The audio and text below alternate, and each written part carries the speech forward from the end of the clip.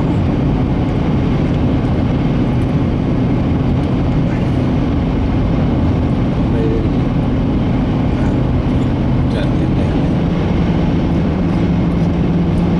Color ở đây chứ. Nhưng mà cái kia là dưới đất nó đi lên, ở dưới nó đi lên nó mới hay. Spy. Còn cái này là núi, nó khác, Different. nó đâu có giống nhau đâu mà so sánh được.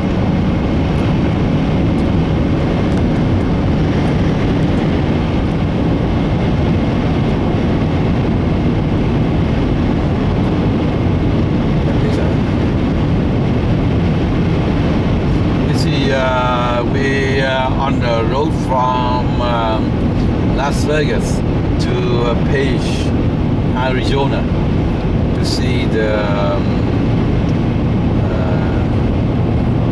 antelope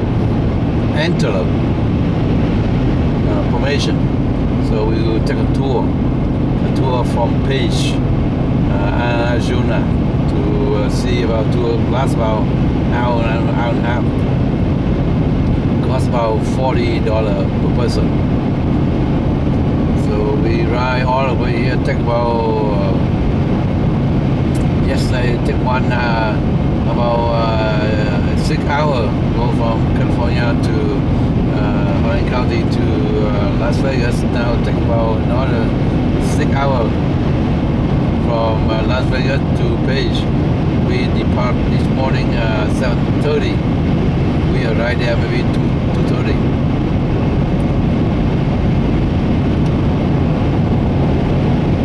So that take about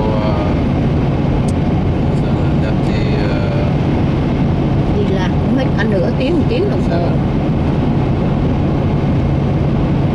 Đổ xăng rồi đi lạc chạy vòng rồi hỏi cũng mất 1 tiếng rồi. Cái chỗ này nó giống cái Seven Color of Earth nè. giống như Seven Color in Mauritius. Mauritius.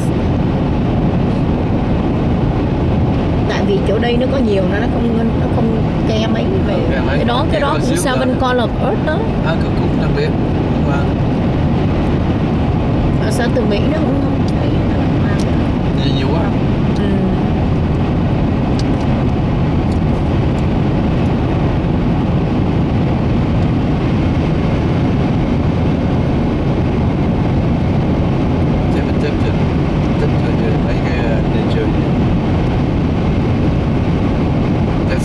On the highway 89 from Flat Top to Page, on the way here.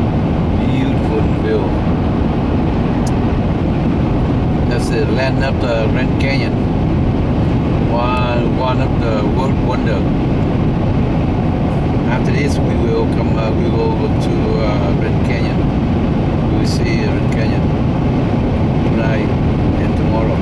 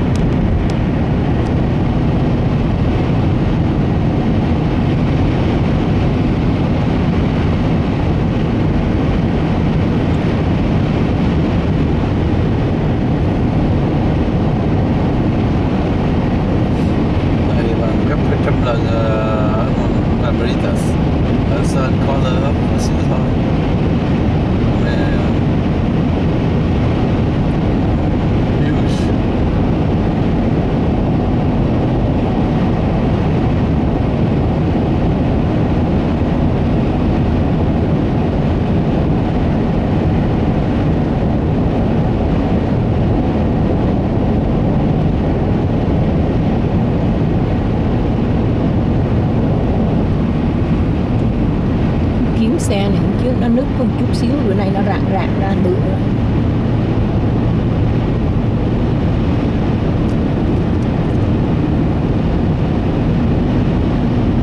Có cái impact gì là nó bể.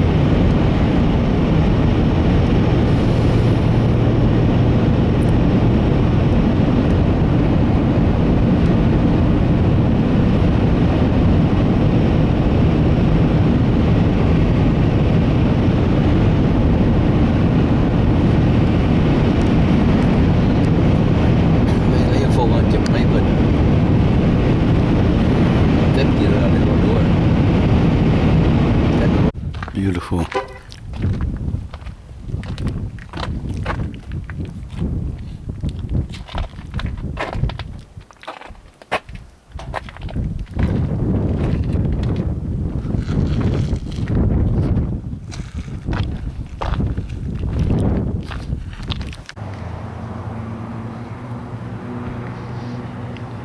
It's Antelope Canyon Park. We go with the tour here. We go with the Navajo tour. Beautiful canyon.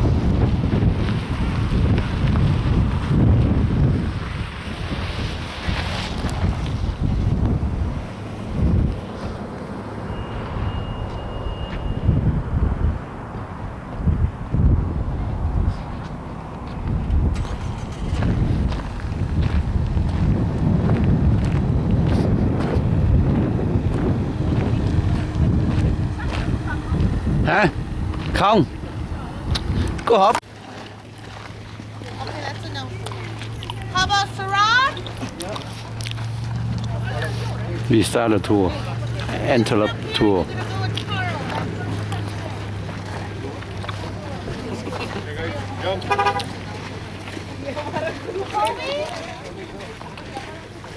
James?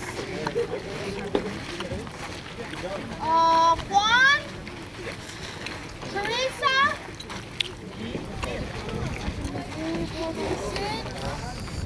And Petra for 4.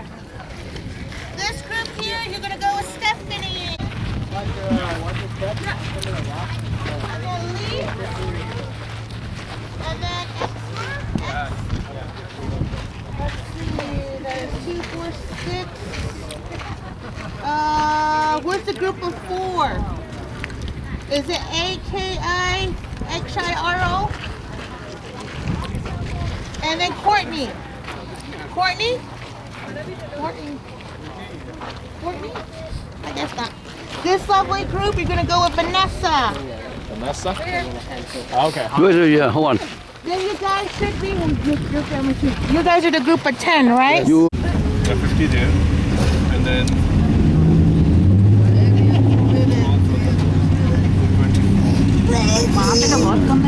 About 75 people.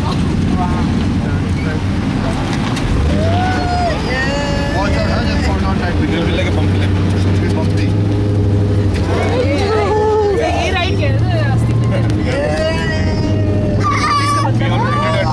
already did a dry run yesterday.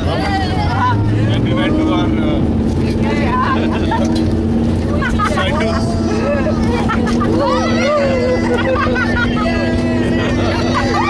I jumped like Christina, like the little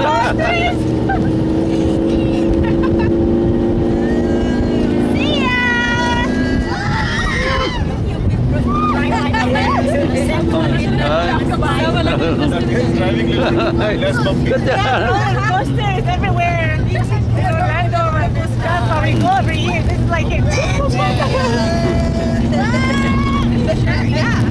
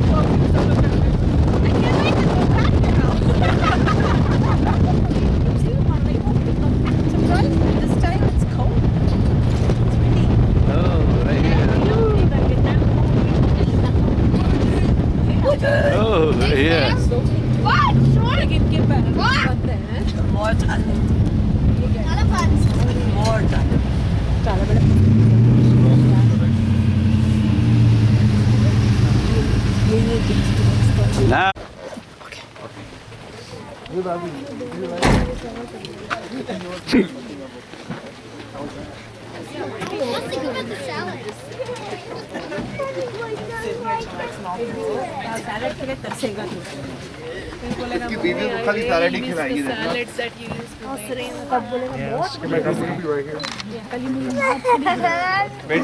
like put more mango. Get that cameras. You like the mango in the salad? It was okay.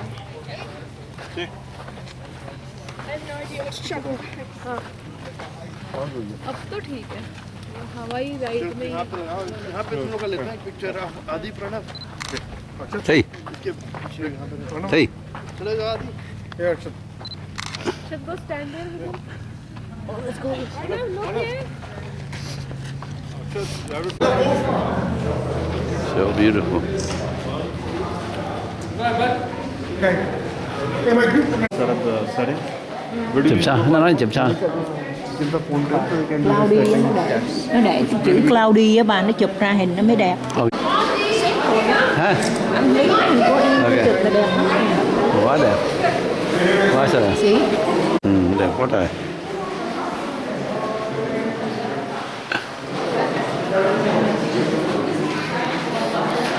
Amazing nha. Hay thiệt, chứ rất là hay thiệt. Amazing.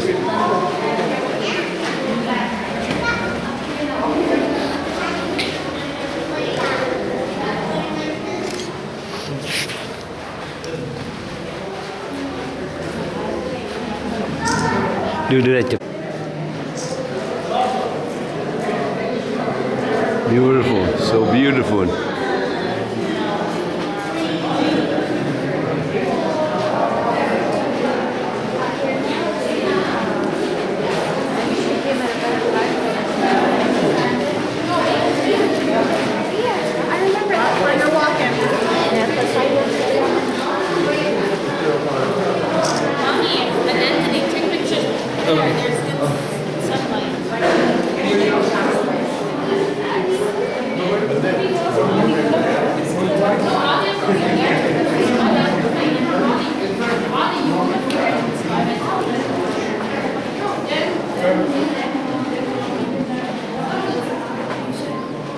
Ở đây đứng chỗ này đẹp lắm.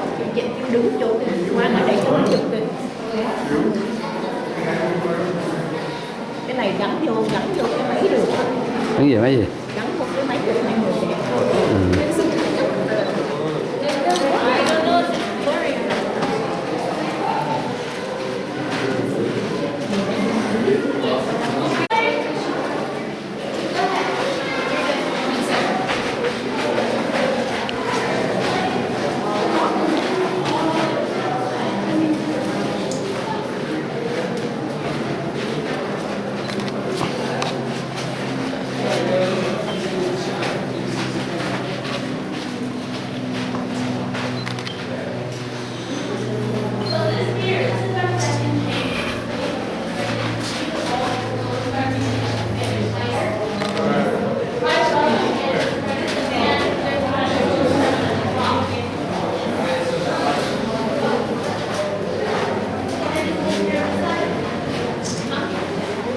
Quá trời đẹp hả? Lạ nhá. Đợi mình chưa bao giờ được coi cái này ha. Nó chiều nó bị hơi tối rồi.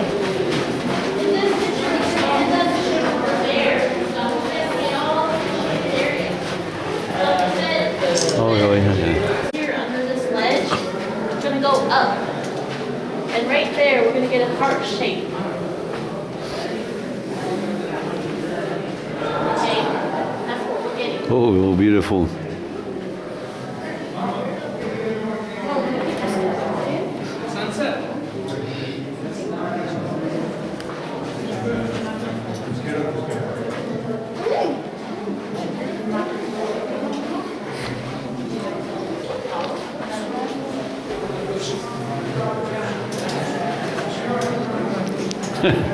Quá đẹp hả?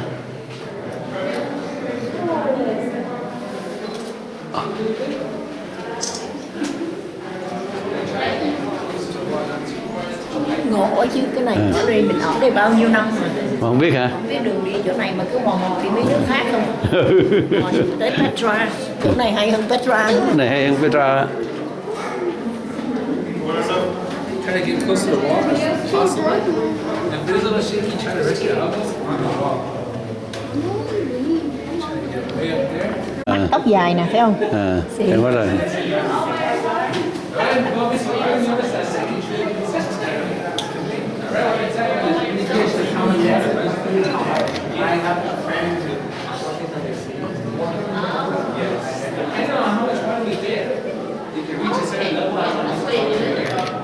Every 2 years, you're going to go past that fence. Every 5 to 6 years, you go up to that tree level. Every 10 to 11, it actually reaches the top, which where it starts to overflow. That's only happened once. That was back in 2011. Now, some of these tree levels might have go up, and some of them are quite old. So, 1880, 1992, 2005, and most recently we had is back in 2012. So every year when we get these flash floods coming through the earth, the ground beneath us starts to change. So if a big flash flood, anytime this starts to come through this area, we can use about 5 to 4 feet of sand.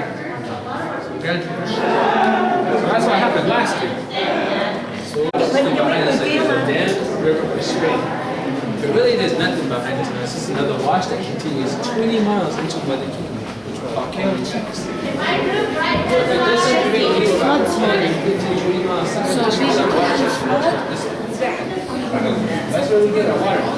What are you guys doing?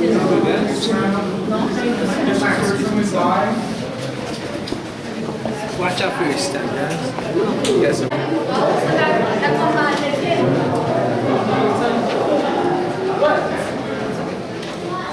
Excuse me, guys. Ủa, ở đây hả? Sao? Đằng này nó đây nè, nó chụp thì nói gì thôi, nó nói là khi nào mà rain nó mấy cái rain nó có thể là nó đổ xuống đây nè, nó lên tới trên này á. Nước hả? Oh. No one can get in here unless you sign a waiver you yêu kayak. Kayak.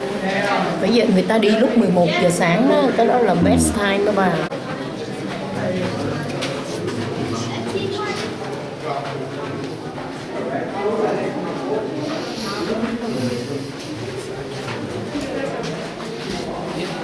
Lights and come back in again. Right after this point here.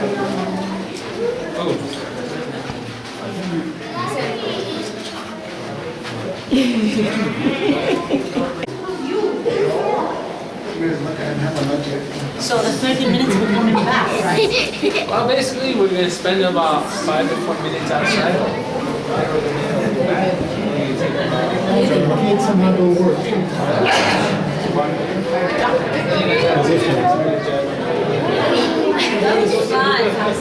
Yeah, we'll see. We'll see.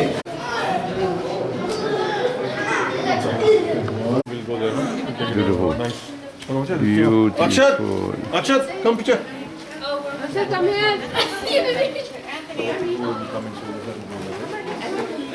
Come Akshat. Yeah.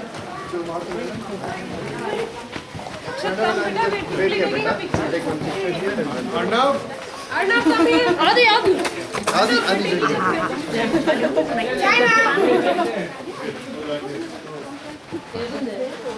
There's a lot of wind.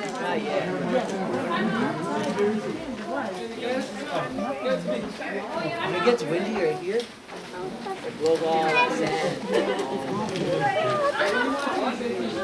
And then the water comes sandstorm, During that monsoon season, it gets like dust bowls around here. These big old dust storms. Especially, that's how high it was last year. Oh. So you see all those twigs on the other side? The water? Really? Go up to there? Yeah. Oh. That's when we do our canoeing. So we can canoe inside? No. Good. So we cannot visit during... Yeah, they closed the canyon down. Oh. And the water is surrounded by themselves, right? Or you suck How down? long does you it suck take? out or no? How long does it take? It takes a couple hours. Oh, that's all? Yep. A couple hours for it to go up and down. Oh, really? The water go down by itself or you have to suck out? It goes down by itself. By itself Oh. chứ. Who gonna suck it out? The sand gonna suck them. That would be hard. But rainy season from what month? June or July, August.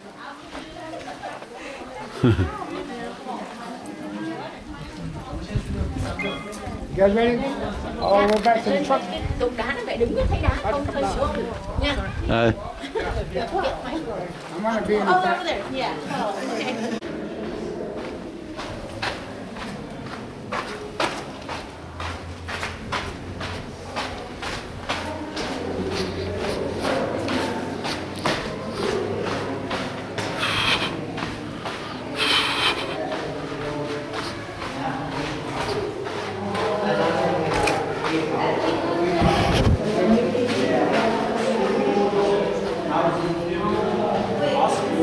Okay, go.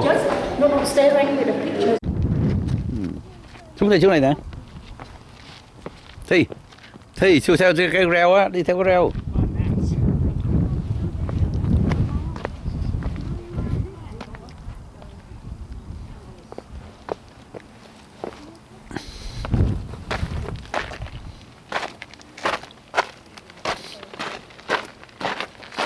Hey, theo cái reo này nè.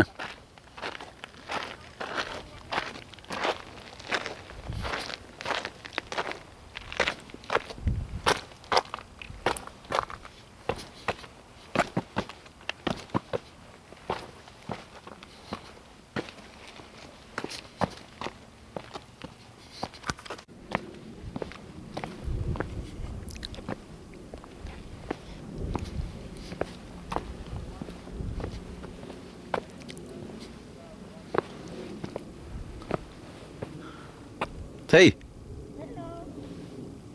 ôi ơi.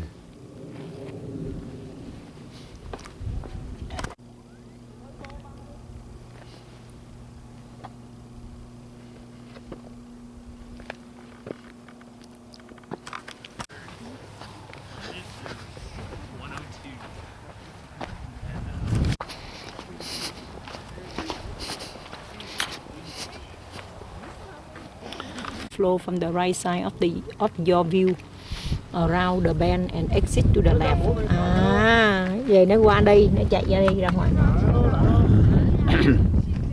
Orange rock nè. Navajo stone, sandstone. That's sandstone. United States. Oh, where? Down there, huh? Down.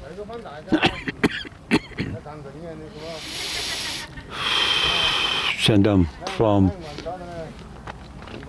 Oh, Jersey.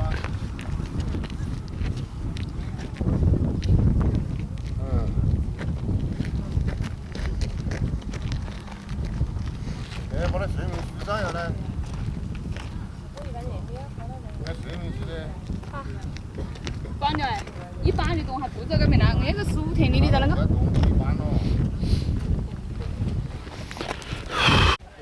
Beautiful horseshoe.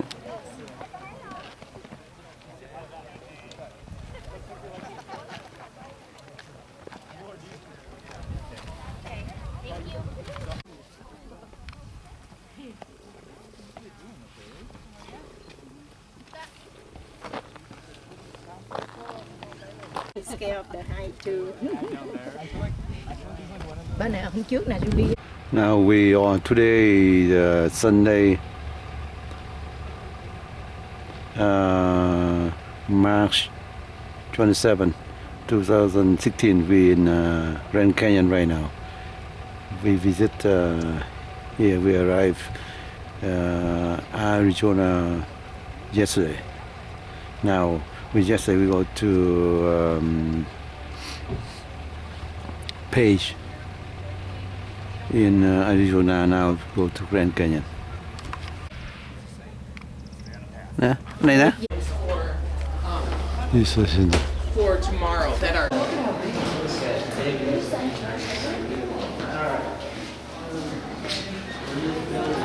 Welcome to Grand Canyon National Park.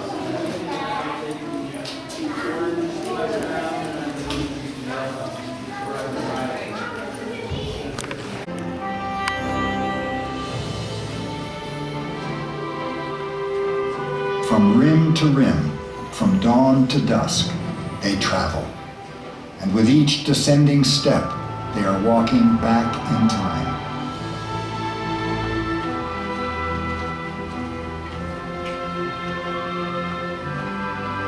So many visitors from so many cultures have set out on these paths. And each has to stop and stare.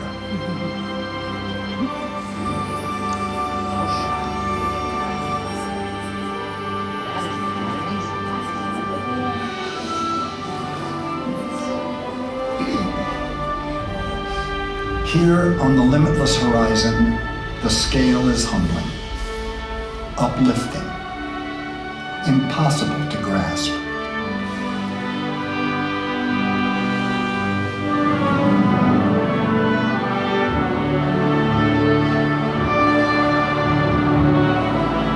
A vertical mile deep, 277 miles long, 10 miles wide from the North Rim to the South Rim. Grand Canyon is one of the few natural landmarks visible from space. From Lee's Ferry on the east to Lake Mead on the west, Point Imperial, Desert View, Bright Angel Point, Grand Canyon Village, Hermit's Rest, Toroweap Overlook. Spanning mesas and meadows, deserts, forests, and springs, Grand Canyon offers one thing above all: a vista that stretches out to the edge of the imagination.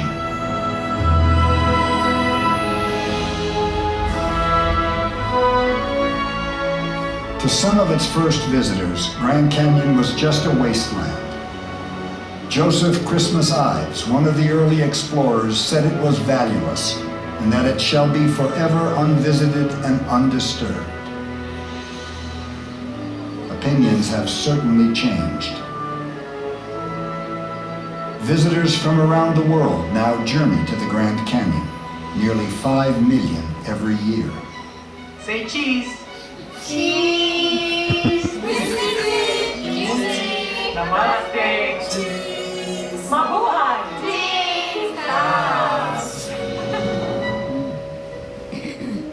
But today, popularity means new challenges for this wilderness, and new protectors must care for it. A team of archaeologists led by Amy Horn is part of the National Park Service's Vanishing Treasures program. Their mission? To preserve and protect the park's human legacy.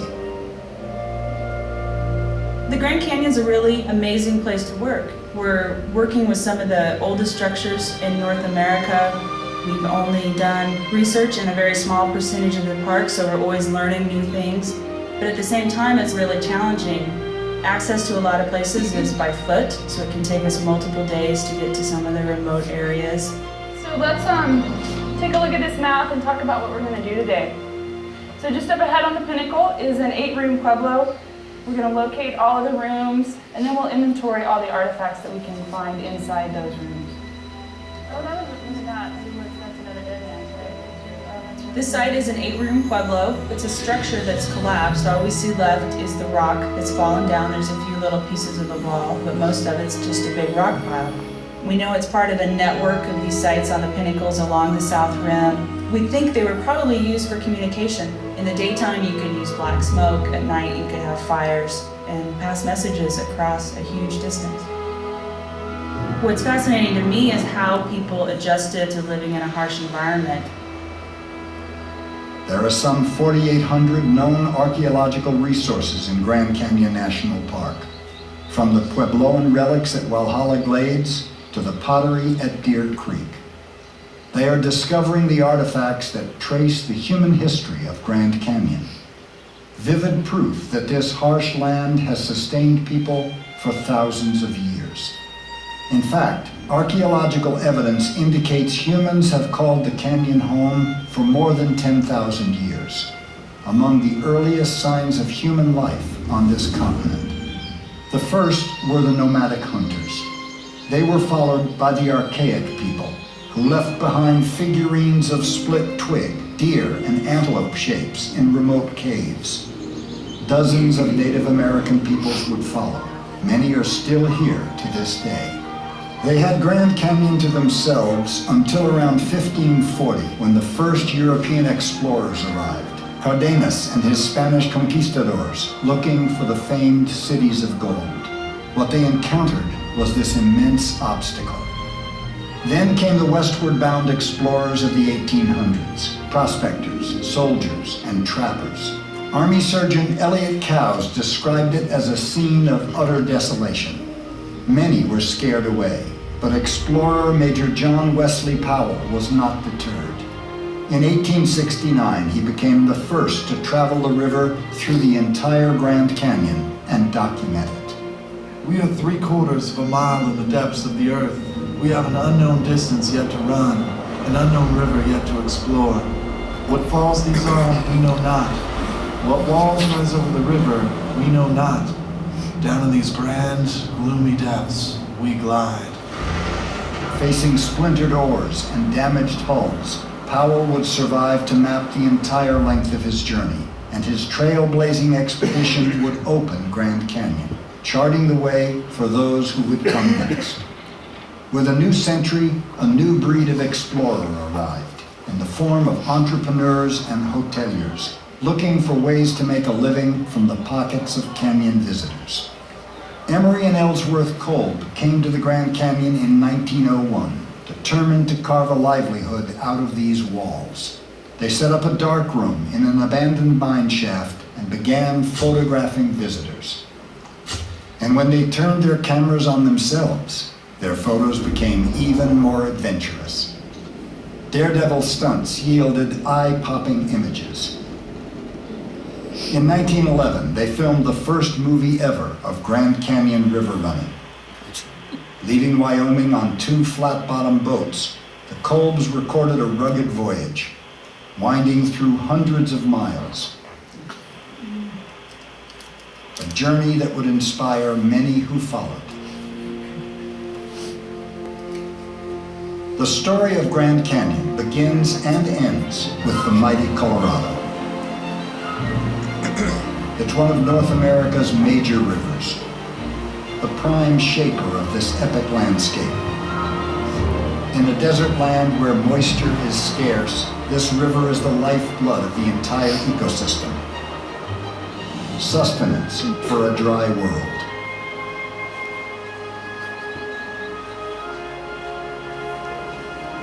It's also the chisel that carves the canyon. Water-cutting rock has sculpted some of the most memorable images of this region and this continent. The Colorado doesn't just bring life, it also brings a shot of adventure. Visitors set off on a whitewater trek from Lee's Ferry, mile 0 of a 277-mile trip. A 2-week journey through the rapids of the Colorado.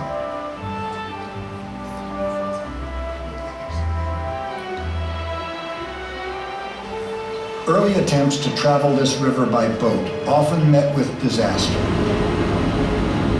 With water speeds up to 25 miles an hour, more than one expedition ended in tragedy.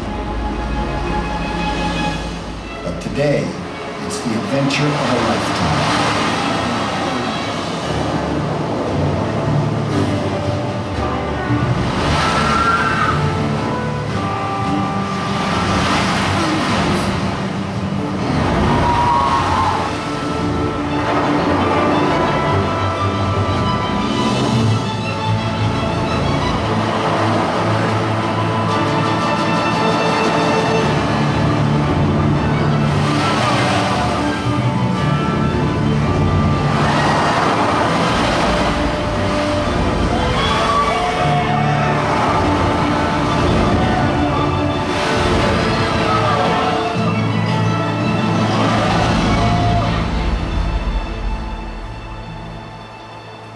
Beyond the thrill ride, the river takes visitors through a wilderness of stone and brings them face to face with the raw power of the earth. It's no wonder Grand Canyon is one of the most studied geological landscapes in the world. Naturalist John Burroughs once called it a divine abyss, a place to look into the earth as through a mighty window. And geologists like Dr. Carl Karlstrom come here to do the looking, here on the edge of time.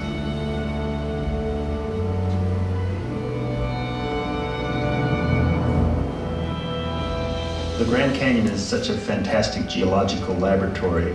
It's a story written into stone. That's why geologists like me are so fascinated by it. There's hardly any better place to understand processes of geology.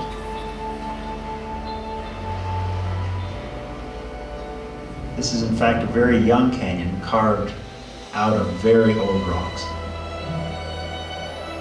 When you're on the rim, you can sometimes get a glimpse of the river that's carving through the rocks of the Grand Canyon. And the Colorado River's carved the Grand Canyon in about 6 million years. Here, history can be read on a grand scale. 3 distinct geological sections. The oldest Vishnu basement rocks at the bottom, the Grand Canyon supergroup tilted in the middle, and the horizontal sedimentary layers on top. It's a record of rock that goes back some 2 billion years, almost half the age of the Earth.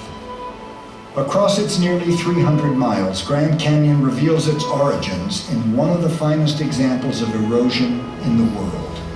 And while some riddles remain regarding the precise sequence of events, much of its history is clear. Nearly 2 billion years ago, the basement rocks of the Grand Canyon region began to form. Over the next billion years, the region underwent deep erosion. The exposed basement rocks were covered with sediments that were tilted and yet again eroded. Around 500 million years ago, more layers of sediment began to accumulate. 2 miles of sandstone, shale, and limestone were deposited as seas advanced and retreated many times. About 70 million years ago, the Pacific and North American plates collided, lifting the Rocky Mountains and the Colorado Plateau high above sea level. Even as the Colorado Plateau was rising, its upper sedimentary layers were being eroded away. By 5 million years ago, the Colorado River formed, carrying sediment from the Rocky Mountains to the Gulf of California, carving the Grand Canyon we know today. Growing deeper at about the thickness of a piece of paper each year, the canyon continues to change and evolve to this very day. Visible proof of the power of erosion. I think most scientists are driven by a sense of curiosity to understand what makes our natural world what it is. I can't wait to see the next generations of geologists that will also be inspired to work on the geology of the Grand Canyon.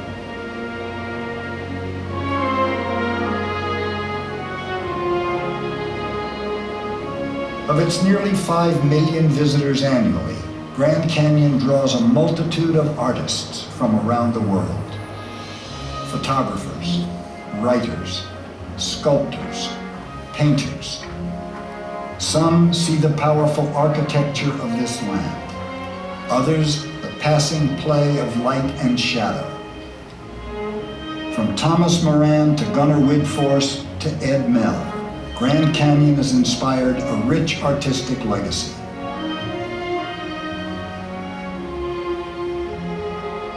Betsy Pop is an artist in residence at the park. Being able to stay for a period of time in the Grand Canyon is, well, it's just one of the greatest natural settings on Earth. The light can filter in through the canyon, and the different colors that it can intensify, the huge clouds that can come by and cast something into a shadow and leave something right next to it in bright light. It's an ever-changing palette of light and color, and it truly is an amazing experience for an artist to even attempt to recreate what they've experienced on any kind of canvas or in any medium.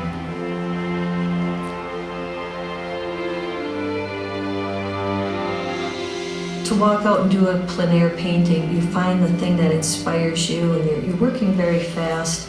It's very spontaneous, and with the color and the light changing in the canyon like it does, you know you only have about a 2-hour window before the light is going to change too much.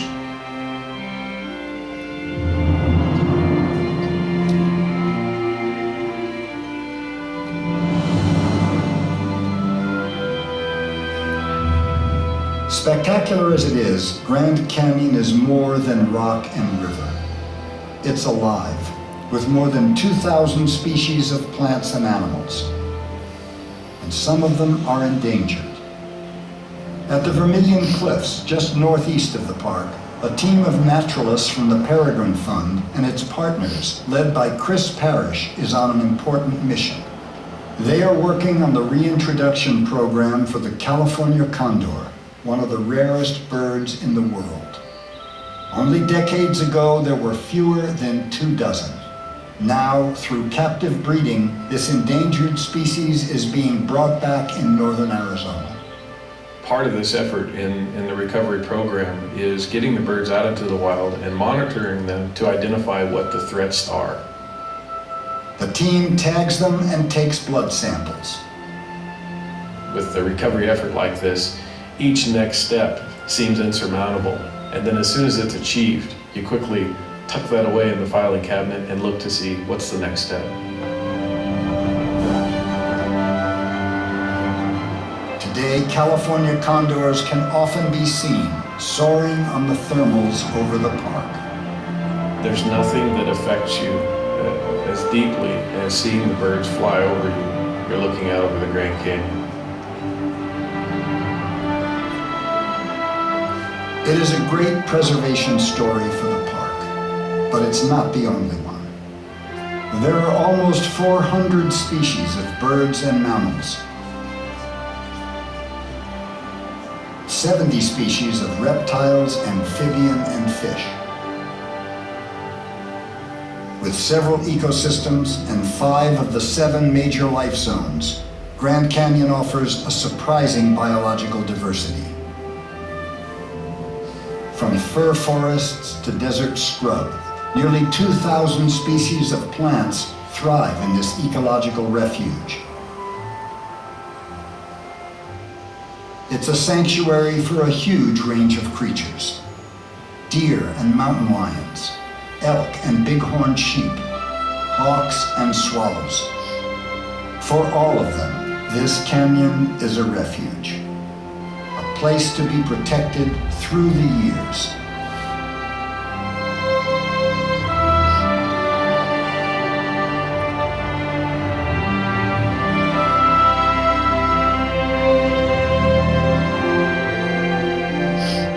And so, a journey of wonder ends for travelers who walk across the miles here in a world of stone and light. And for them and the generations to follow, there is a trust to preserve this sanctuary, a trust in all our hands.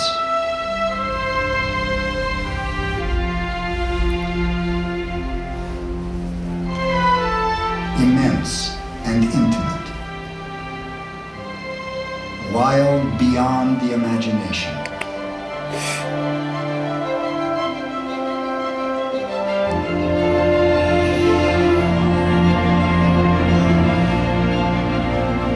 Outside of time, it waits, an ancient wilderness of rock.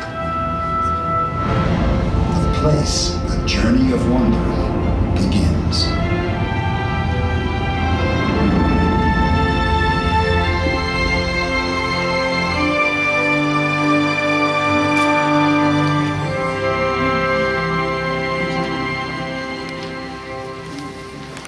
King bird.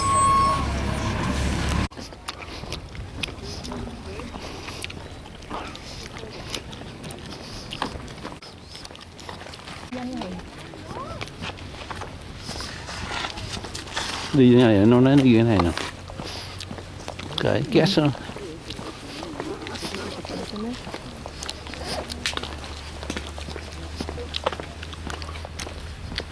Hay quá.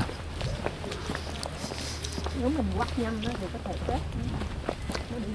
Không có gì đâu.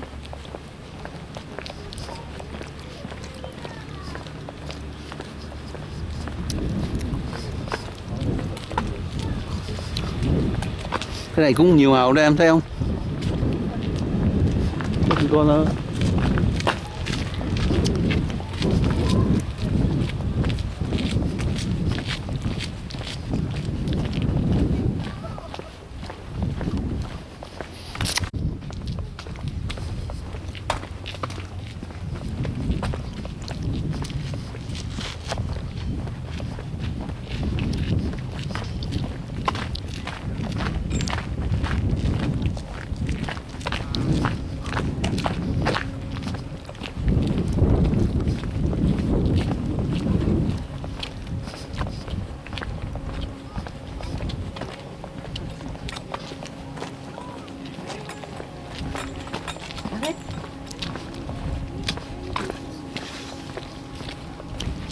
Chắc nó đằng kia đó. Đông đông đằng kia đó.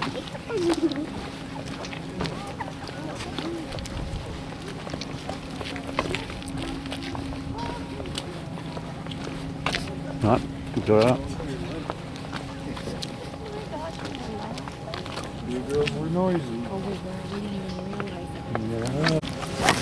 Bây giờ gì?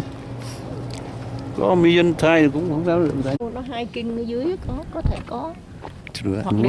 Hoặc là đi helicopter.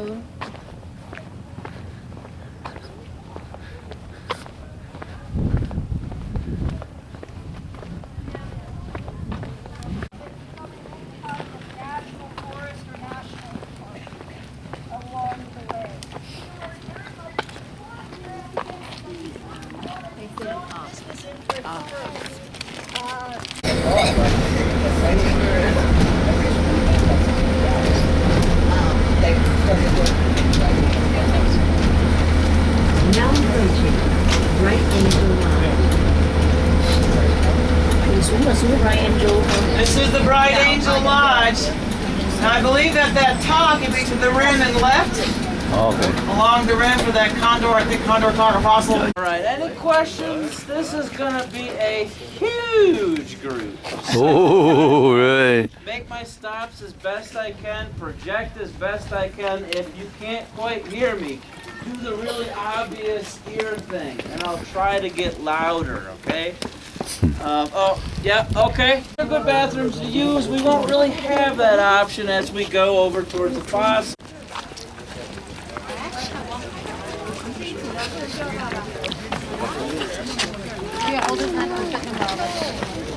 Guys, about the environment that we see. So on this fossil walk, I have to do it. I have to teach you a little bit about geology because that relates to the fossils that we find here. And when I look out at Grand Canyon, I see all those beautiful colors. Well, guess what? Those beautiful colors tell me what used to be here. They've turned into stone as they've dropped sediment, and all that pressure from above will make them sedimentary rocks. We also have the other two types of rocks here. Oh, I heard one of them. Metamorphic. And what's the other? Igneous. A lot of people, when I say all three types of rock are here, they go classic, punk, and hard. And I think, no, but that's pretty cool. I like that answer. No, we have all three types. So igneous is at the bottom, and it pops through the metamorphic at a couple places.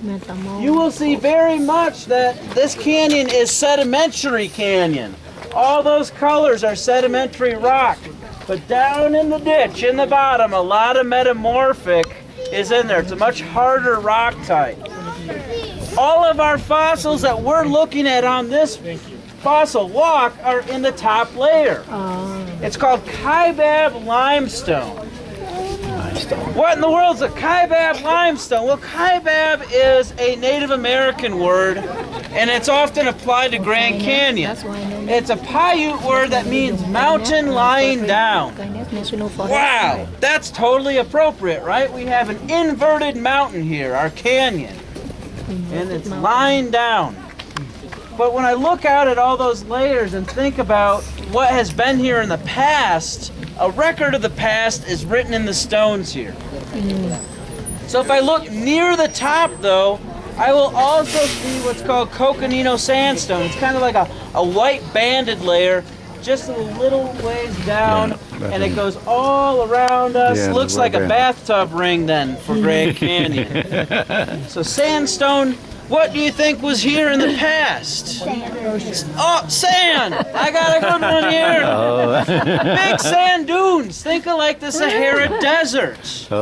Compacted over time, that left the Coconino sandstone ring for us to look at inside the canyon. So different environments are going to have different forms of sediment that fall out and get squished, making again all of our beautiful colors here. The colors are what made people fall in love with this landscape. Then a few federals came around and said, you know what, let's protect it. Let's protect it for future visitors to come. And because of that protection, we have an amazing resource of fossils here. We're going to go to one more stop, and that's the fossil beds. I've been teasing you guys so far. We don't have room for my normal second stop. There's just too many of us. We're going to go right to the beds, and I'm going to talk to you when we get there, okay? Again, how many fossils do you take with you? None. 0! All right. I'm going to try and sneak one.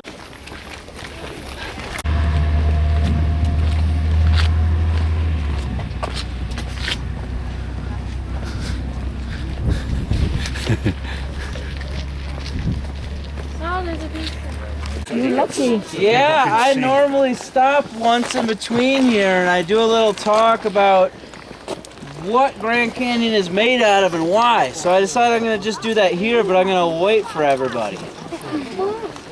That is it. Hey, that rattle at the back has made it. All right, guys.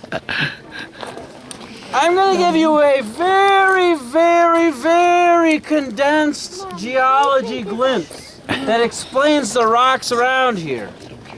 Because if we look out at Grand Canyon, you see all those colors.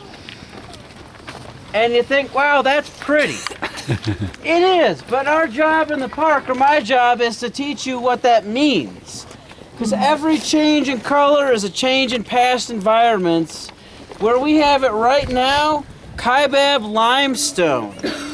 And this limestone is where you're going to find all of your fossils.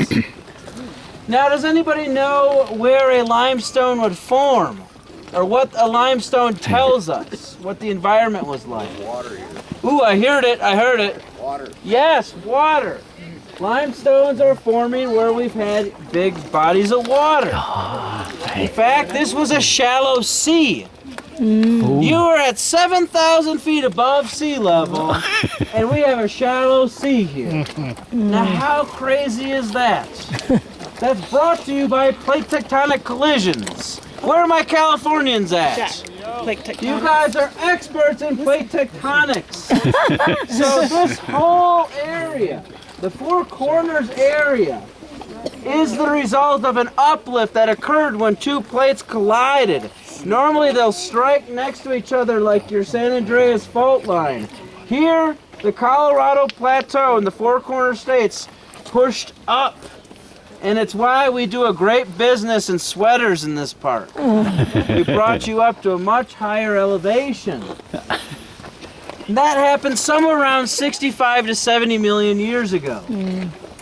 Only 5 million years ago, we had a little river start carving through here. That tiny little river, the Colorado, sliced what we have now as a canyon. On average, the canyon is 10 miles across. Was the river that big? No way. The river's been about its current size at 300 feet across.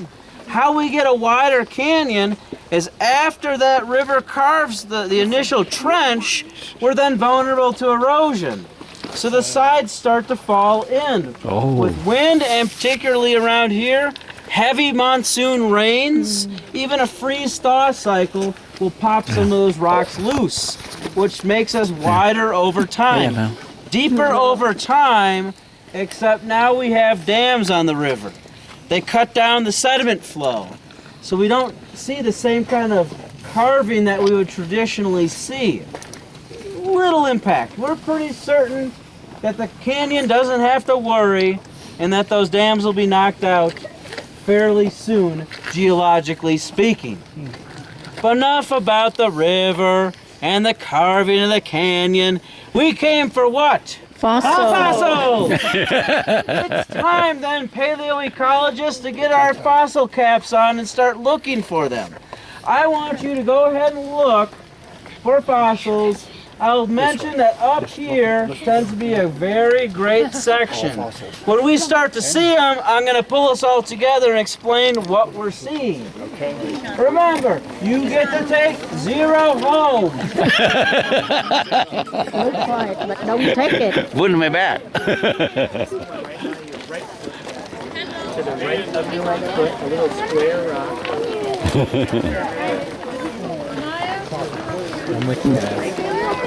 Này hay chưa? Do you guys think that most or even everything becomes a fossil? Yep. No. Yep. Based on my relationship with people, I feel like all of us become fossils. You know, we point to the ones that are a little older looking and say, oh, they're fossils. What do they know? That's wrong. To become a fossil is a very rare thing to have happen. We have to have a low impact environment. By that I mean nothing's going to step on it and grind it. Whatever dies, passes away, or just walks through would make an imprint in that surface. Then would be lightly covered up by debris, which eventually is compressed over time, and I'm talking big numbers, millions and billions of years, and becomes a fossil. And those numbers are hard for us to comprehend. But here at Grand Canyon, our young rocks, that's these top ones, are 270 million years in age. That's our beginning of our fossil record here. When we go into the canyon, we go deeper in time. Deeper in time means older fossils. However, we see very few fossils at different layers. This top layer was the bottom of a sea, which is a perfect environment for something to die and become fossilized. It's soft down there.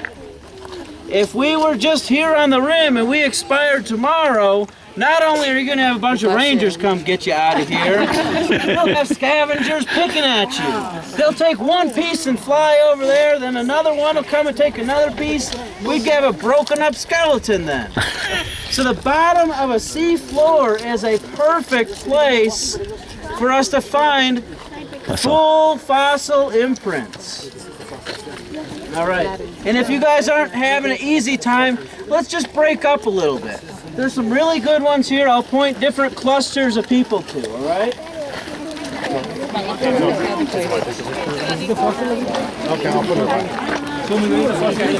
Cool environment shouldn't have scorpions because it's under the sea. Now that, I don't know if it's a fossil or not. I think you did find a fossil, but I think that might be a sponge. Yeah, that's a fossil. Yep. And we leave all fossils in the park. Yeah, 就是这个在哪里给的？我找。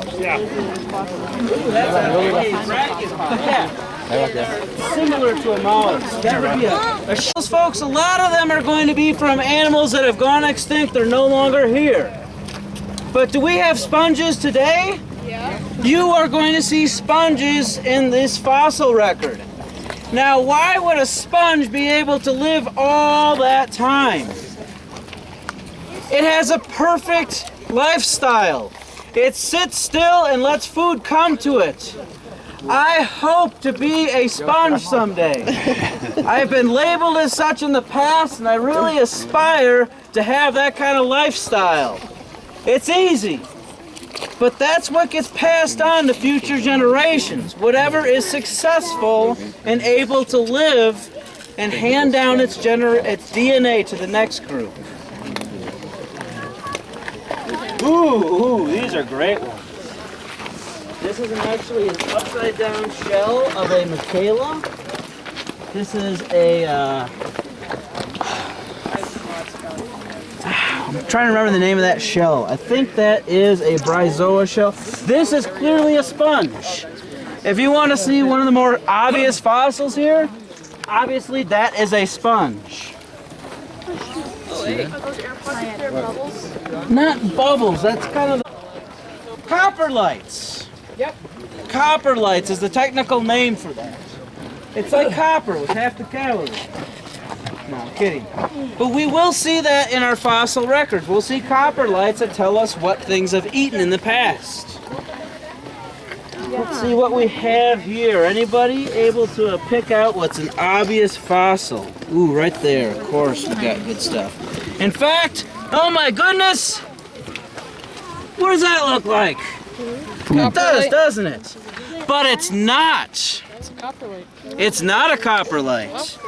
This is a worm burrow. Yeah, worm. There is no worm in that. Long gone, long dead. But we have evidence of where it was traveling through. A trackway. A trackway tells us what's come through that area. It's not necessarily a fossil of a organism that's died, but it is a fossil. Nonetheless, it tells us what was there. And you're starting to realize, I think, that as a paleoecologist, you often don't have complete records. You have to use a lot of what we would call inference. That is, to look at what we know and compare it to what we're finding. And at this place, we know we had a seafloor. So we know that we're not going to necessarily see a lot of reptilian or mammal trackways. If we see it, again, I'm just teasing you guys with bits and pieces of a picture. It's really up to you to pour in a lot of academic research, talk to colleagues, go to conferences, publish papers, and yell at each other. Then we'll start to finally get a little closer to the mystery. But what I love about this program is that we all get to come out here to the edge of the canyon. We're not even looking at the canyon. We're looking into the woods. Did you think when you came to Grand Canyon, you'd have your back to it and be looking down at the dirt? Probably not. But the big picture I see then is what we find in our national parks. We find a lot of stories that we weren't expecting to find. And because we've upheld the ethic of leaving it as it is and handing it down to a future generation, we can sustain and continue the practice that our parks scream out at us to do. See right there? Leave Put us your as fingers we in there. are. In fact, one of my favorite quotes at Grand Canyon: leave it as it is. The hand of man can only mar it. The ages have been at work upon it. Wow! Theodore Roosevelt said that when he came here and gawked at the rim. I think we can gawk at our feet and say the same thing. It's possible for us to ruin this fossil bed. We can take them home with us, where no one else gets to see it. Or we can practice the principles of our parks, come here, learn from it, and then pass it down to tomorrow's group coming on a fossil walk. So on behalf of the National Park Service, thank you guys for coming on this fossil walk with me. And I have a feeling I have a few Junior Ranger books to sign. So I'm going to do that, and I'm also...